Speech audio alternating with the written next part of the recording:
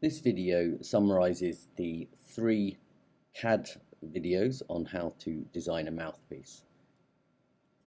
If you were to 3D print it, how would you 3D print it? Well, let's have a look. Make sure you watch the video tutorial on how to transfer your 3D designs into FlashPrint for this section. Okay, so if I 3D printed this now, then that's going to be fine, that's going to be fine.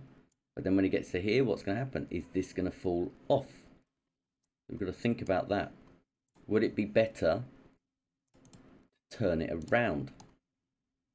Okay, now if we look at it carefully, maybe it would be, but we've got a little, get rid of that, got a little overhang there. Well, small overhangs like this aren't a huge problem because there's a gradual gradient. So I would definitely test this one. It would probably work.